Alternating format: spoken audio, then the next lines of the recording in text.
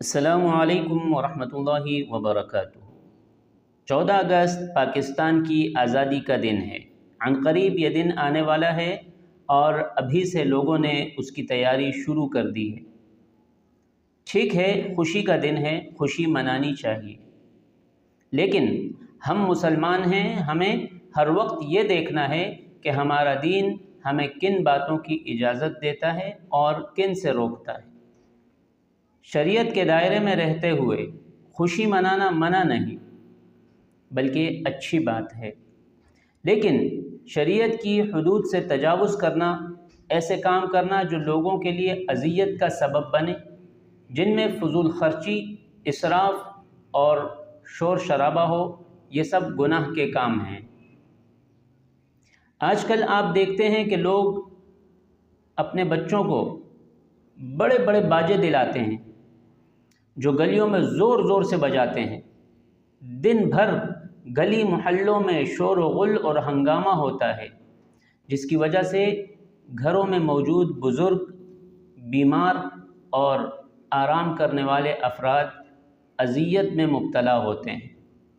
مسجد میں اگر کوئی نماز پڑھ رہا ہو یا کوئی قرآن کی تلاوت، ذکر و اذکار، عبادت کر رہا ہو تو اس شور کی وجہ سے وہ شدید پریشانی محسوس کرتا ہے۔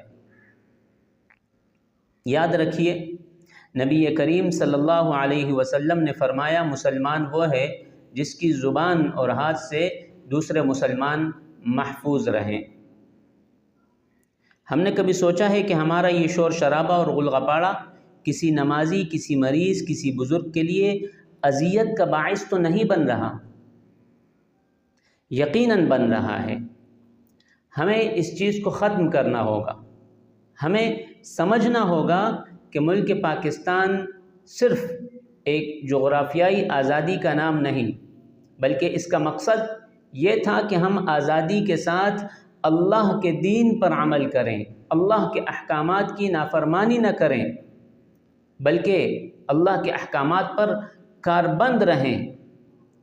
اس موقع پر ہمیں اللہ تعالیٰ کا شکر ادا کرنا چاہیے۔ نوافل، ذکر، عبادت، تلاوت، قرآن، درود شریف اور صدقہ و خیرات کے ذریعے اس نعمت کا حق ادا کرنا چاہیے۔